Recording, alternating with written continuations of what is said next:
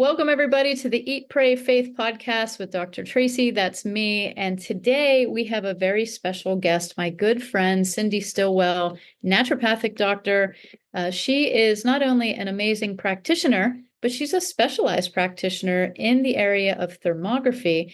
And today we're going to be talking about breast health and basically advocating as a woman for the proper care. So this is a great topic, Cindy, and I'm so glad we're finally talking about this, and we finally got you on the show. I'm just thrilled to have you here. So, can you give us a little bit of a background on you, your profession, and how you got into this specialization of alternative and complementary care? Um, Absolutely. And it's great to be here. And thank you so much, Tracy. And thank you for your flexibility when I had to unexpectedly cancel the first one. Um, so I sort of fell into natural health anyway. My background for probably 25 years was in the software industry, managing large accounts on the East Coast and some distribution accounts, nationwide. And I was actually introduced to thermography by a friend who was in natural health. And I was just kind of starting my journey and learning about natural health at that time. And I made a comment to her about, that my doctor had suggested just before I turned 40 that I needed to get a mammogram. And so she said, well, why don't you get a thermogram? I said, a thermal what? Had no idea what she was talking about. And I found someone, went and had a thermogram done.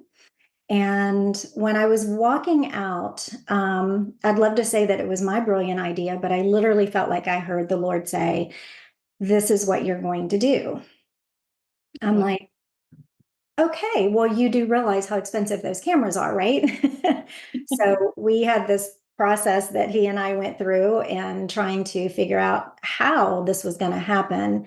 And most importantly, why? Why was I going to do this? And the why became very, very evident to me that it was something that was desperately needed. Most women have no idea or had no idea. And I think still a lot of women have no idea what thermography is and why it's so important. And we'll get to some of that, kind of as we go through. But that was really my journey into it, and it took months of being able to find the right people to be, associated with, and finding the right equipment that I needed.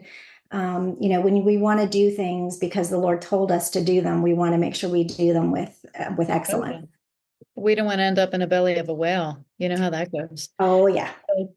Well, I just think it's fascinating, and I really want women to lean in right now that you are a naturopathic doctor in this space. Most of the time, this is thermography in itself is misunderstood, but to have your background with a holistic approach, with lifestyle approach, with supplementation approach, all of the things that come with you as a total package is so important. So I love that. And I love that you're focused on breast health because, we're seeing rising cancers all around, but especially with women.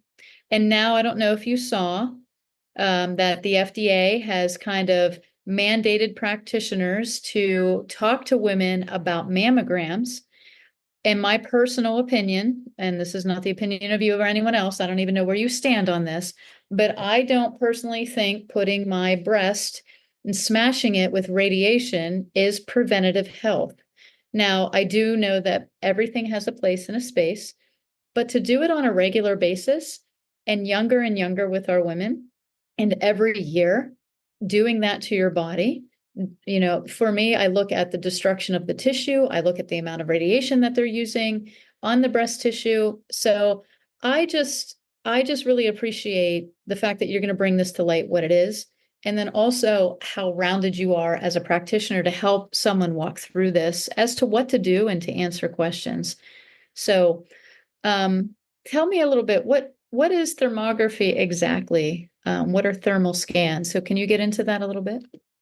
Yeah, and I want to speak to, you said you weren't sure where I stood as in Oh, terms sure. of radiating our breasts. And That is something I think that, it is a personal decision. And some people, are very, very uh, diligent about following their doctor's advice, and that's fine. I mean, each person has to make their own decisions. Um, that's actually what kind of got me on that track, like I said, because I was being told I needed that at 40 and I was questioning it. And so I say that, but we don't position thermography as a standalone. It actually, you need to be doing your self exams. Those are very important. You need to be having your doctor palpation. I recently found a new doctor that, was doing this, and it was the best breast palpation I think I'd ever had. She literally closed her eyes and looked up and was palpating, and she was literally honing in, on what she was feeling. And I thought, gosh, that was really amazing. But you need structural imaging, but there are other options. There's ultrasound. And ultrasound has no radiation. It's like a sonogram that you get when you're pregnant. It's just looking at the tissue in a different way, but it's still structural, or what we call anatomical imaging. And it's important to have that. And when you actually add thermography to self-exam, doctor palpation, and structural imaging, you increase detection and survival rates to 98%. Wow. 98%. And so That's for our amazing. younger women, and this is one of the things that I really want to stress, I really, really, really want to reach our younger women, because thermography is available for any female adult. So we've been using, 20 years of age, but there's no reason that we can't do younger if we need to. So, by the time most of our younger women are being diagnosed at an earlier age because something has shown up, their survival rates are not very good. And because it's more advanced by the time it's found. And so if we have younger women doing thermography, no radiation, no compression, it's literally just a picture, but it's a thermal image, which is allowing us to measure inflammation and measure heat coming from the body. And so we can see where there are things that are, out of balance.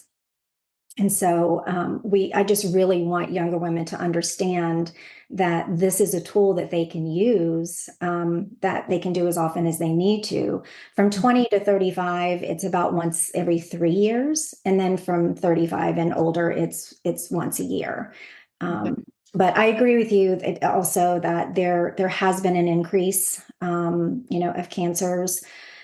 And from things that I've been hearing and seeing, the cancers are more aggressive as Mhm. well. And so we're kind of dealing with a new ball of wax when it comes to that. And so early detection is really more important than ever. Wow. Well, I love that kind of 4-point approach with such tremendous results that you can have early detection up to 98. I mean, that's dumbfounding, because they can't promise you that just with a mammogram.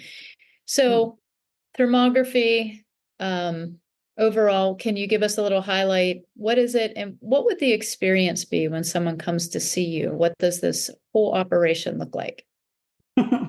Well, the first and foremost, preparation is extremely important.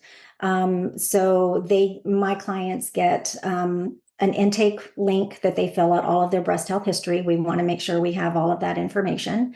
They also get a preparation document, and it's not difficult other than just not remembering to not use your deodorant and lotions and powders. And so, the way that we're taking the images, we want your body, what I say, au natural, right? We don't want anything on the skin.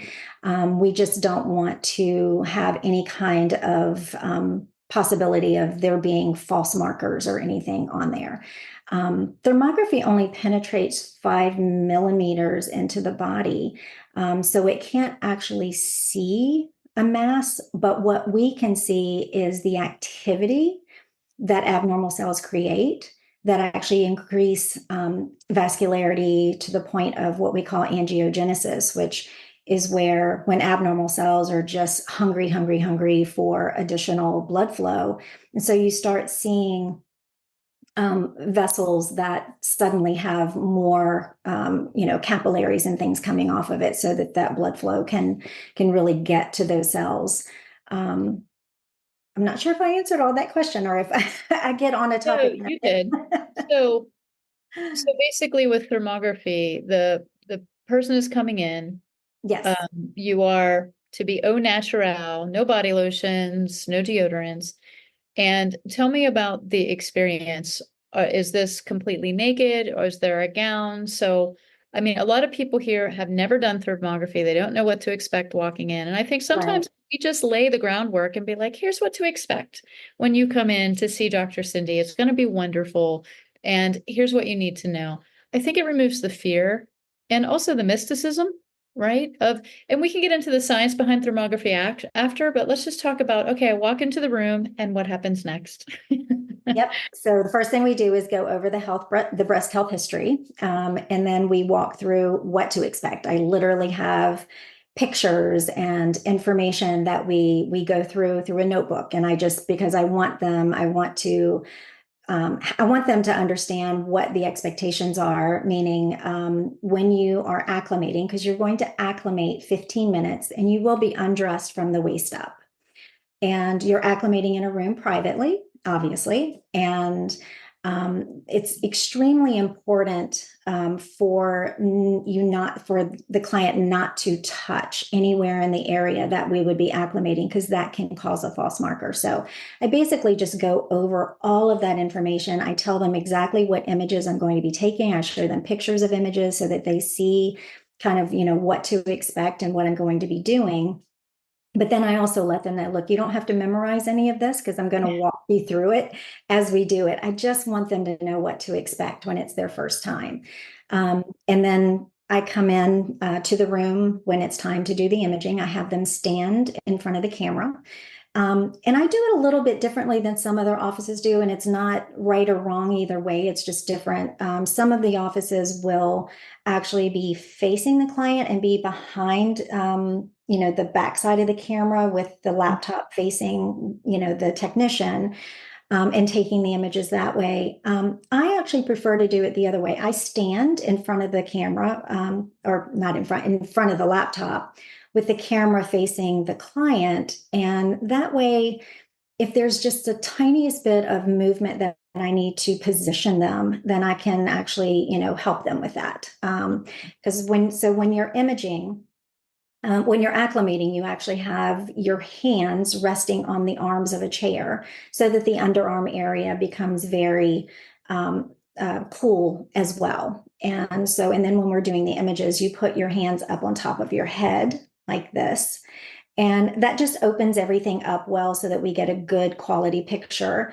And so if I need to move someone just to make sure that they're positioned exactly right for the board certified thermologist, I will just literally just touch the end of their elbow and just use it as a guide, just to kind of, move them. Because sometimes I tell them, sometimes it's literally the width of a hair, but that's how anal I can be about making sure we get the right image. Well, that's perfect. So a couple things. I've had thermography in the past, and I have to say my experience was not like that. The acclimation is to the temperature in the room. Am I correct? Because the room seemed warm when I walked in. Um, They're, yeah, they're very, very specific guidelines on what the temperature needs to be. mhm. And the temperature cannot change more than 1 degree during the imaging. Okay. And we've seen some images from other locations where we can actually see the little tiny, like not sweat like you're dripping, but just like you're just barely perspiring. We've actually seen that and you can see it. And we know that those images are really not useful because it needs to be within that certain temperature range. Now we use it in Celsius, but it's basically like 69 to 73 degrees.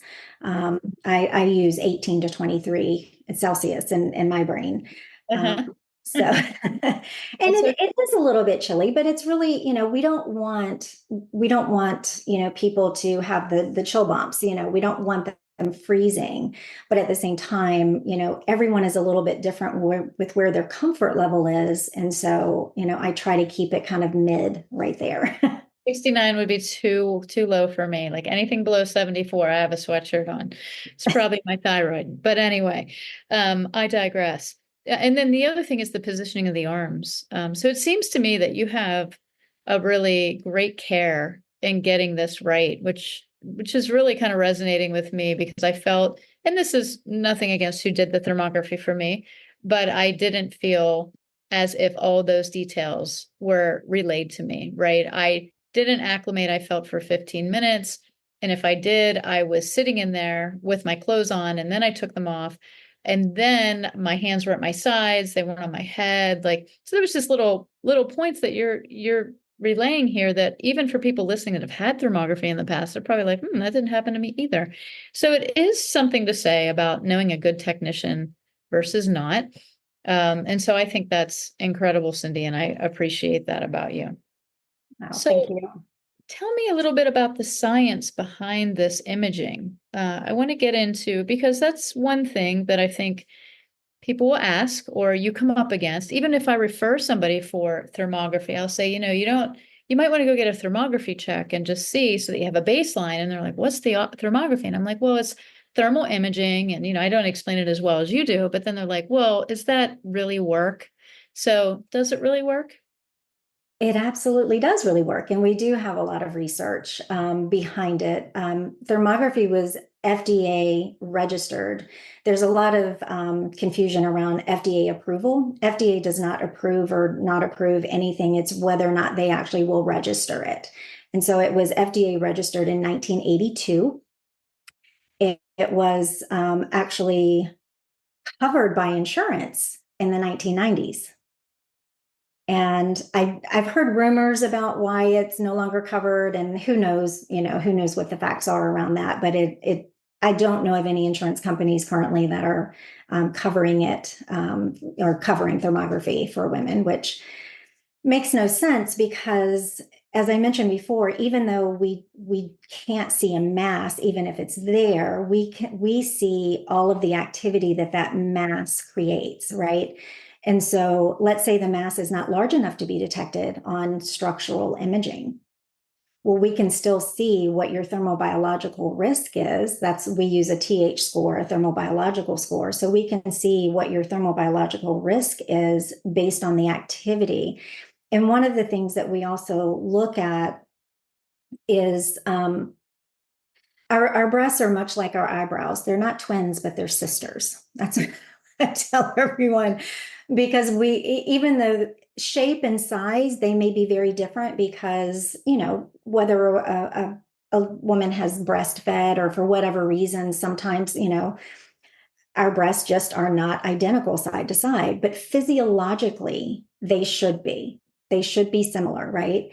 And so that's the difference between a mammogram, an ultrasound, or an MRI and thermography, is that thermography is looking at the physiological health of the breast, not structural health, right? And so looking at that physiology, we can see when there's excess vascularity, if there are hot spots, there are lots of ways. And when the doctors do the interpretation, they're actually looking at, I think it's 22. I'll have to go back and I've been doing this a long time, so forgive me, I don't talk about that a lot, but I'm pretty sure it's 22 different points on the breast where they're literally using the software that we have, and they're measuring the temperature difference between those two identical spots from left to right breast.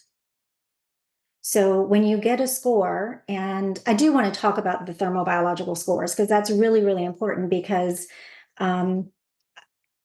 like what you were talking about, what you experienced, I have the impression or the understanding that you probably didn't get a thermobiological score with yours either. I don't remember that now. So like when you get a mammogram, you get a BI-RAD score. When you get a thermogram through the network that I participate in with the board certified thermologists that I work with, you get what's called a thermobiological score. And so, when you're looking at what is my risk, it's super important to know not just low, medium, or high, but where am I? And so, and I was going to get to this later, but if it's okay, I'll go ahead and kind of walk through those scores. Yeah, let's go. Let's do it. So a thermobiological score of 1 or 2 are both normal. TH1 is a non-vascular normal image. In other words, that particular person just doesn't have a lot of, vascularity naturally in their breast. A TH2 is a normal vascular image because some women just have more vascularity in their breast. When we get to a TH3, that's where we begin the questionable range. Okay. And then a TH4 is abnormal and a TH5 is severely abnormal. So, because of this epidemic, and it's been going on since I've been doing this, so it's been going on for almost 20 years now, there's been an epidemic of TH3s, questionable. So the association went back many years ago, and what they decided to do was they decided to actually provide more information in that TH3 range. So now you can get a TH3 minus, which is actually closer to a 2, between on the better range, a TH3, which is questionable, or a TH3 plus, which is strongly questionable. Mm. So I love that for 2 reasons. Number one, the majority of my clients end up starting out at a TH3 anyway. So they know right away, am I a TH3 minus or am I a TH3 or TH3 plus? They kind of know in that TH3 where they are. The other part that I love about it is if things are shifting and you're a TH3 minus and the next time you come, you're a TH3 plus, that's earlier information that things are going in the wrong direction. Right. Yeah. But the other way too, if you're working on improving, then you can see you went from a TH3 plus to a TH3 minus, which is amazing. So you know that your efforts are paying off. Yes. And, I know we're going to talk about, all the things that can create the breast issues and then, things that we can do about it too. So. Absolutely. So when you get this score, it's kind of a measure. And then do you recommend if someone says TH3 plus, would you tell them to come back in 3 months or 6 months, or what does that look like? So when their return date will be determined by that appointment, by their baseline. So the first image that we take of them is their baseline. There's no reason for you to have to come back 3 months later to get a baseline. That doesn't make sense. Why isn't the first image actually your baseline? I mean, it is where you are in that moment. Mm-hmm. So if you're a TH1 or a TH2 normal, then it's actually a year later. Okay. Because it's just a normal vascular image. And if it's a TH3, it is coming back in 6 months. Okay. And if it's a TH3 plus, then that's something that, we definitely want to consider actually doing it in 3 months. If it's a TH3-4, it's absolutely in 3 months. Or TH3-4 or above, it's in, coming back in 3 months. And you'll find that in our reports that we do, they absolutely positively talk about getting other imaging, making sure that they're following their doctor's advice, that they are getting structural imaging, and that they're doing everything that they can to take care, of their health. Mm-hmm. So we haven't used the actual word mammogram in the reports in the last few years, just based on research that's out there that, but we do absolutely recommend getting structural imaging. And that's why I actually bring an ultrasound technician into my office. That's a great compliment right there. So that we'll just have that done, and beautiful. Well, all this talk about breasts, it sounds to me like you're not saying that we're doomed by our genetics, that we can do things lifestyle wise, nutrition wise, supplement wise, that can really enhance our breast health. But also there's probably things that we're doing that's detracting from our breast health. So let's talk about that. Let's talk about some boobies. What can we do for our overall breast health? Give me what you would recommend for women coming in or even just listening here.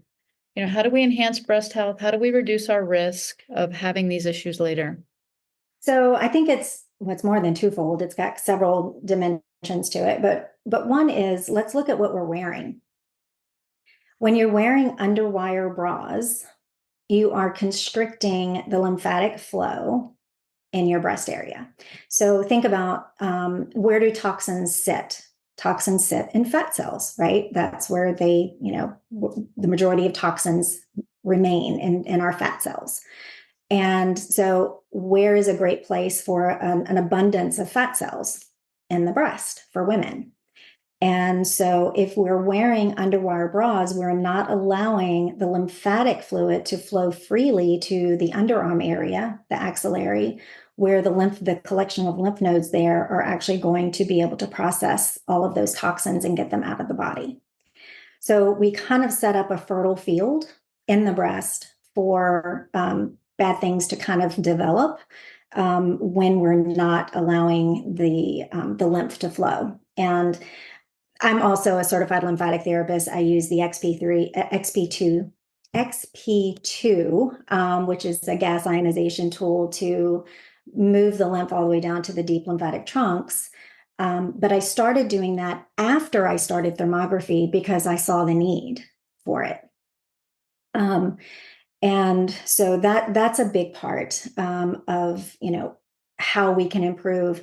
And I know women are going to laugh at this, and it's not easy to do, but go braless as much as you can. Burning our bras again. It's happening. I well, feel a revolution coming on. Let's go, ladies. but one of the things that people think, oh, well, I can't because they're not as perky as they used to be.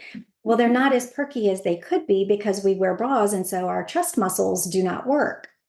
So the more you go braless, the more your chest muscles have to work. And I get it. I mean, I'm very conservative, and I'm not going to be, going out jogging with no bra on, or, I mean, it's not going to happen. If I do it, I'm just going to be like, hi, Cindy said I should do this. Through my doctor. I'm sorry, I have to. Sorry, you have to see it.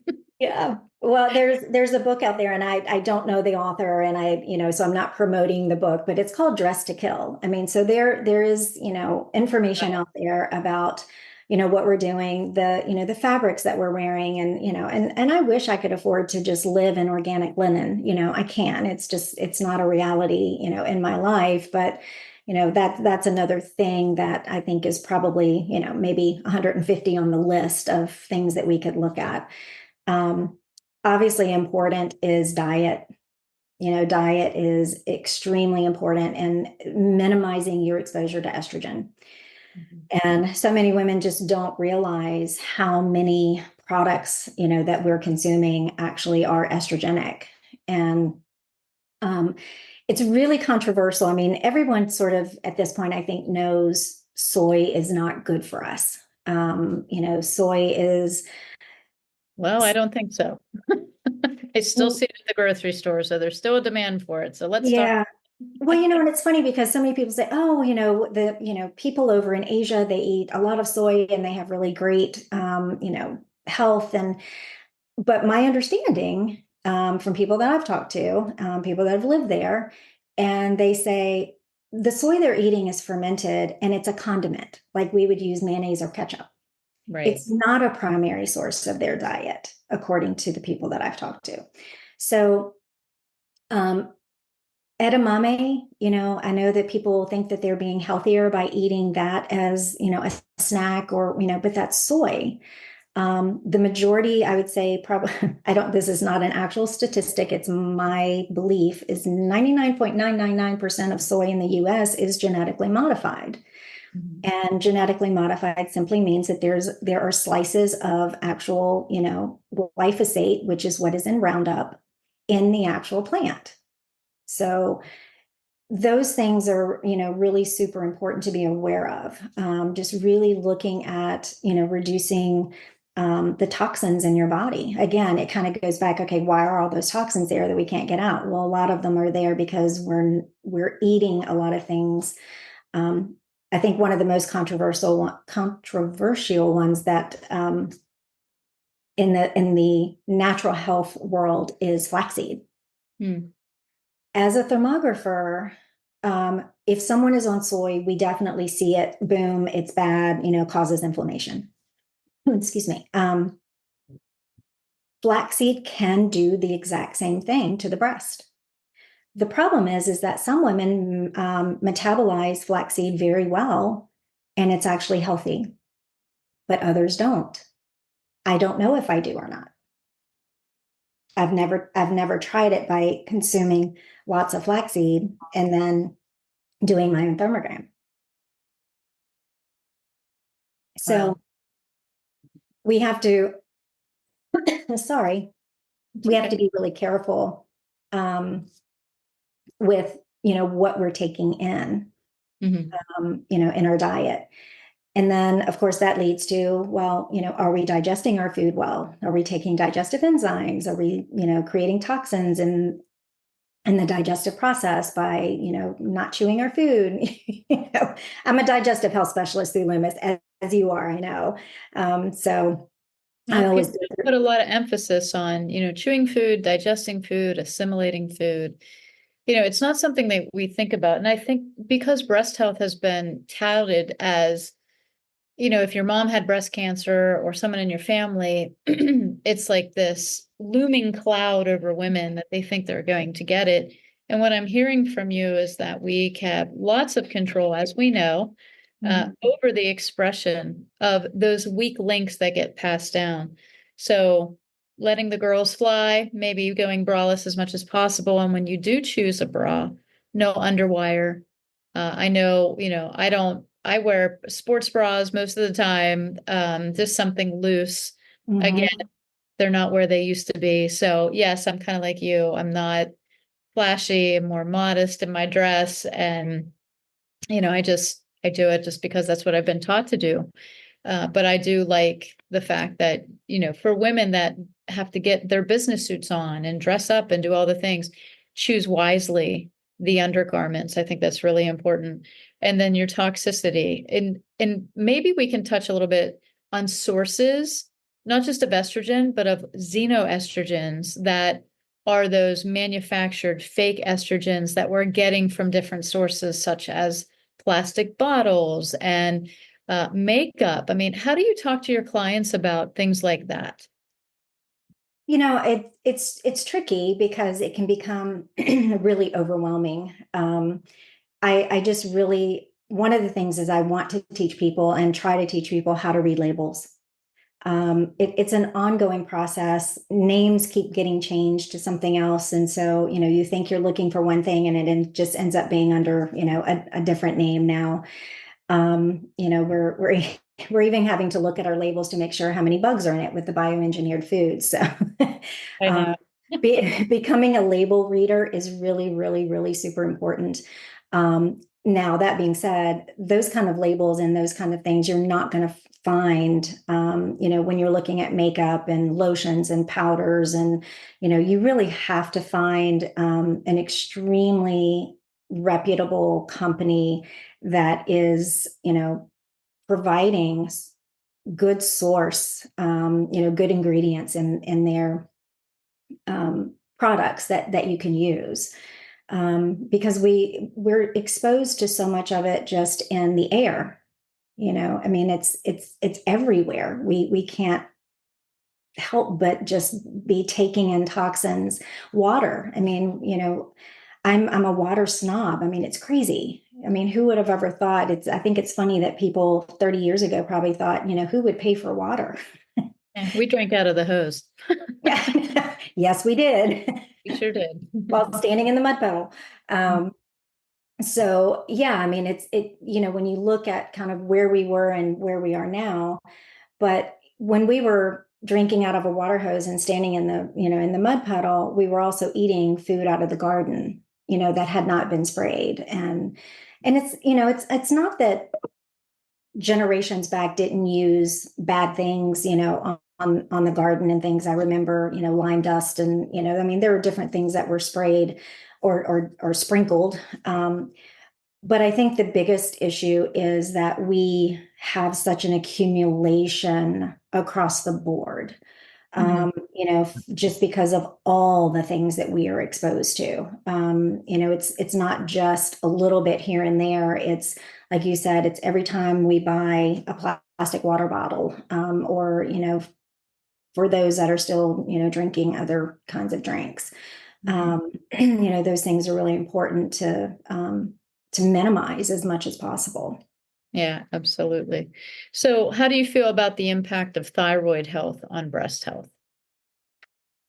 I mean, definitely there is a connection there. But the thing that Dr. Loomis used to always say, we can either um, lean into, gosh, how did he say it, Dr. Tracy? I'm trying to remember now. I used to know it off the top of my head.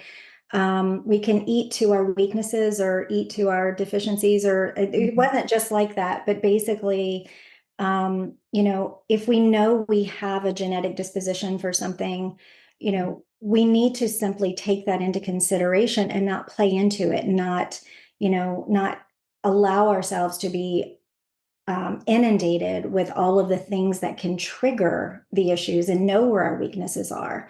Um, so just, Can either eat to our deficiencies or eat to our disease, I think is somehow is what he said. yes, That's it was great. Whatever he said, it was great because he's yeah. amazing. But yeah, yeah. So we have to be careful of that. And but going back to the thyroid, absolutely, I think that there is a connection of thyroid health, honestly, with many different functions, in our body. So, but hormonally, and that can play a role as well.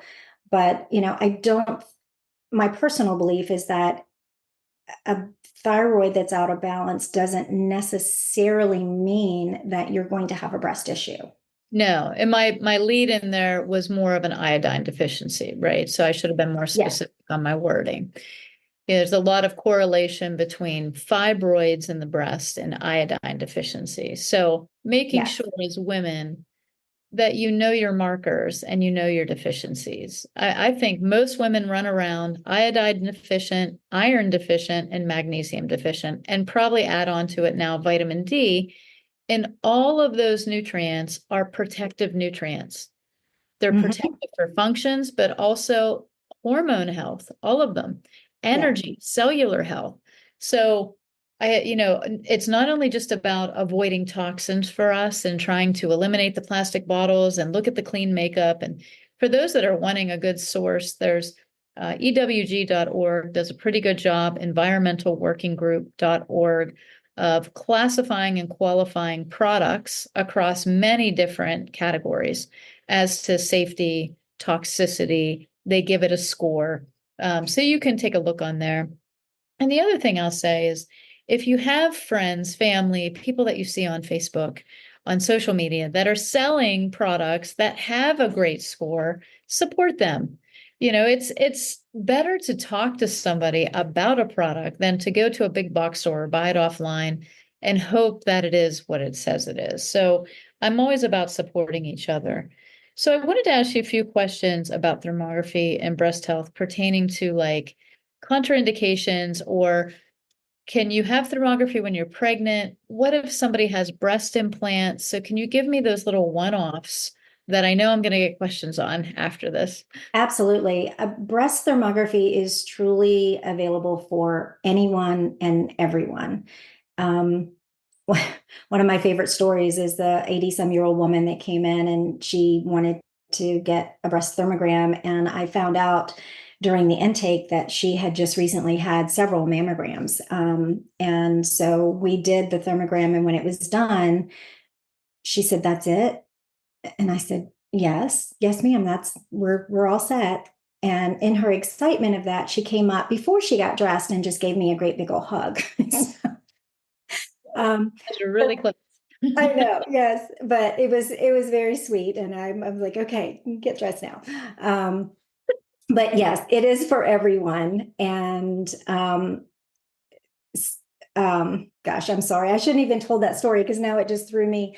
I was just asking about Yeah, the one-off situation questions, pregnancy, breast right. implants, who's contraindicated? Are there any contraindications? There really aren't. You can't have a thermogram for a month after having a mammogram because of the trauma to the breast.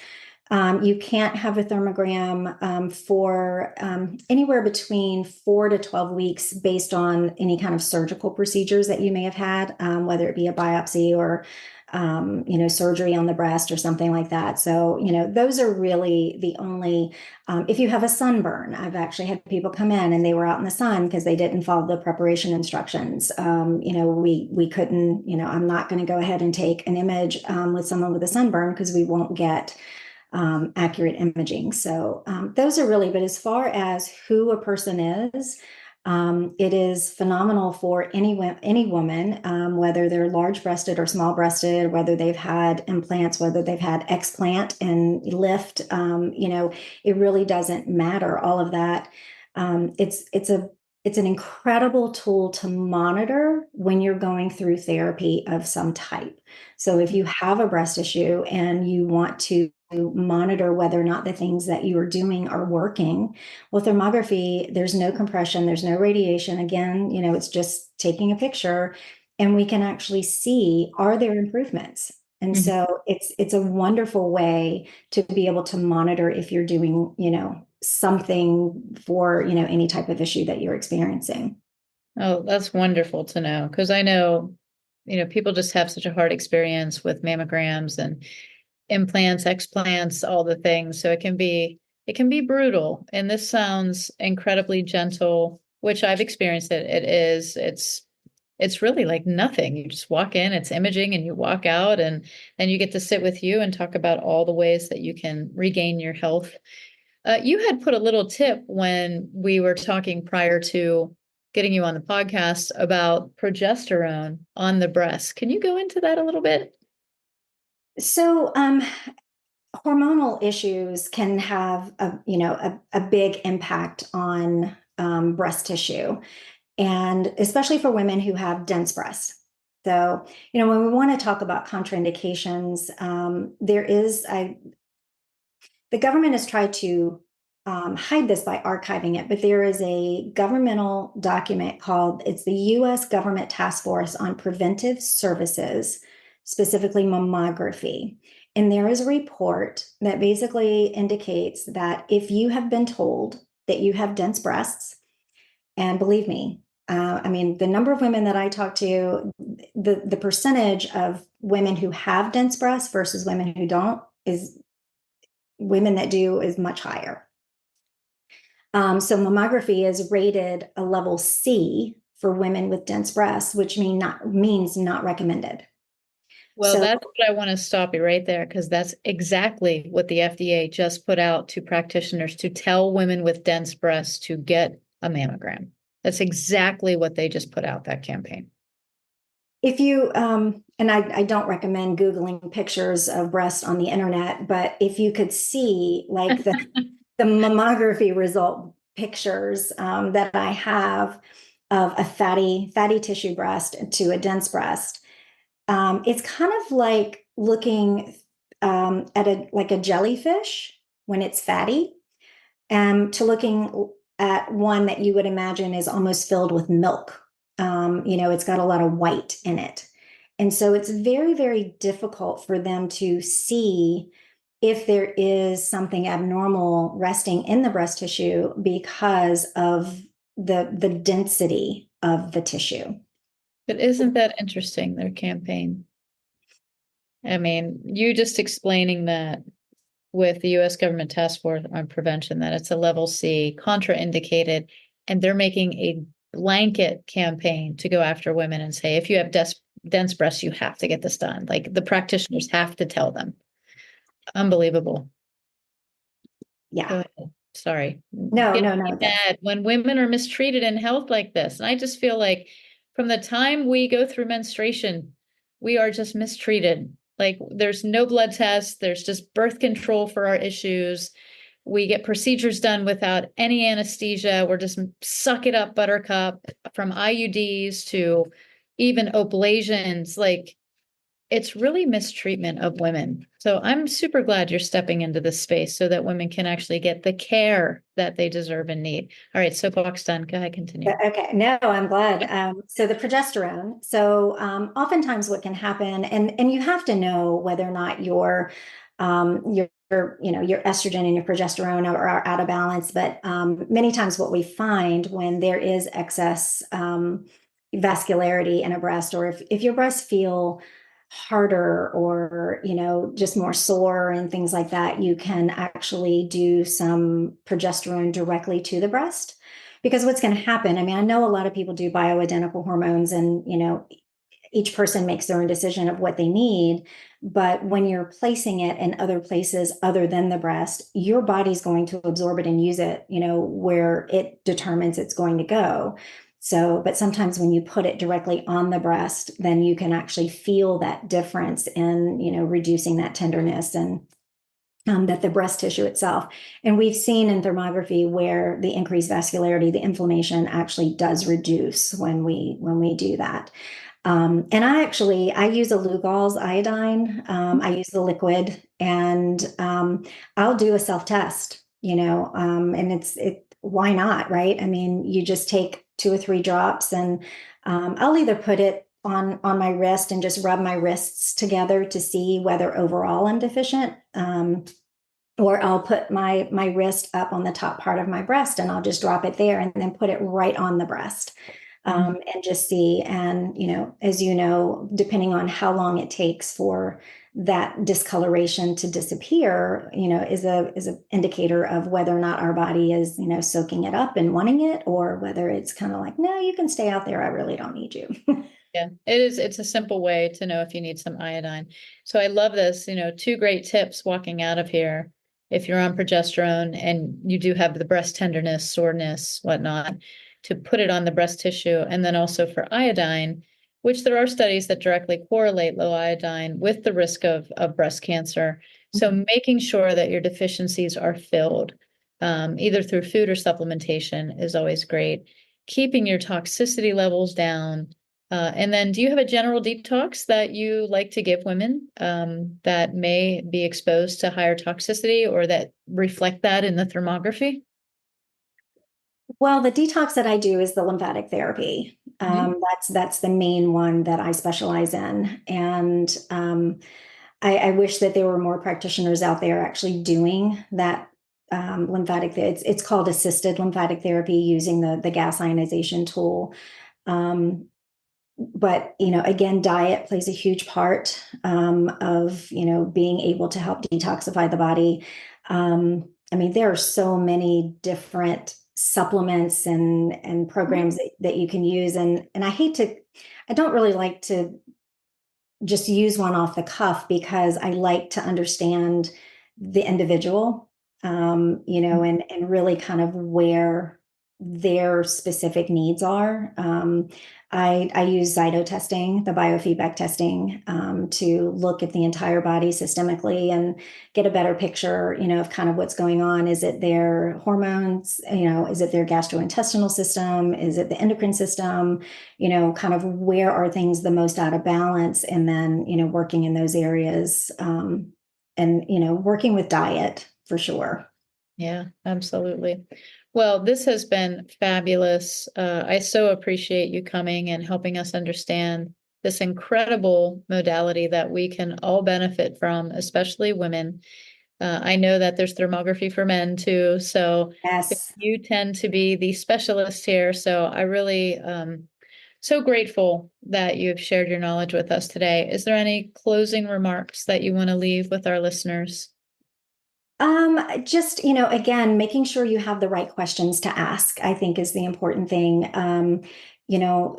My camera is designed specifically for medical thermography. Right now you can get cameras that are hundreds of dollars, and they're designed for industrial thermography. Make sure that the camera that is being used is actually specific. There are specifications that are necessary in order to do medical thermography. So that's one. And the questions to ask: is the room carpeted? How big is the room? It should be about the size of a small bedroom. There can be no natural sunlight in the room. If there's natural sunlight, then that's going to create an acclimation issue. The temperature can't change more than 1 degree in the range that is appropriate for it. the acclimation time. I mean, all of the things that are just really, really critical. Breastthermography.com has, Dr. Amalu's site has find a practitioner in your area, which is fine. My goal is education. And I mean, I would love to meet the women that want to come to me, but I'm in, Charlottesville, Virginia. So I'm hoping this has a much, much, much broader reach. But, having people understand what to ask for, what and why it's so important. Why it's so important. If you're getting imaged and you have not been acclimated, there are false markers. If the camera is doing is a medical grade camera, it is, and someone will say, I've heard this before, and it was a lovely, lovely young lady, but she said, my camera is so advanced that it's so sensitive that I don't need to acclimate. If you think about that, that makes no sense. If the camera is that much more sensitive, then it's more reason to acclimate, because it's going to pick up even more of those abnormalities or the things that show up in a thermogram that we don't want to see, if the person is not acclimated to the temperature of the room. So Wow. it's really about asking those questions and just, making sure that you're getting connected with someone who just, there are enough boobs to go around. We just need to make sure that women are getting the care that they need. There's a mammography center on every corner, Yes, make sure it's a good one from what I'm understanding here. make So have sure those it is a good one. questions, do your research, and I will put in the show notes the breastthermography.com link so that you can find a practitioner in your area. And of course, if you're in the Virginia area, you can always go see Cindy because she sounds like she's the best, but we can't all have her. So thank you for the resource. Thank you for being here. And for those listening, just know there's alternative ways that we can take care of ourselves as women, and we have more power than we realize. We don't have to continue to give our health away. We can take it back. We can start doing those changes today. The recommendations that Cindy has given us, go get that thermography scan. Make sure that you're always, in a good way, challenging your health to always be better. So thank you, Dr. Cindy, for being here. It was wonderful to finally have you. Oh, thank you so much. For 16 years, my motto has been knowledge is power, know your risk. So you're exactly right. Thanks, Tracy. I appreciate it. Amen. All right, guys, make sure you pass this to somebody that would benefit from hearing this information. Make sure you subscribe to the podcast. Come and find me on Facebook at Eat, Pray, Faith with Dr. Tracy, or on Instagram. And also, I will link Cindy's social media profiles in the show notes as well. Give her a follow, because I'm sure you will share some great knowledge nuggets for everybody in keeping us women healthy and just full of vitality. So thanks for being here. God bless. Thank you.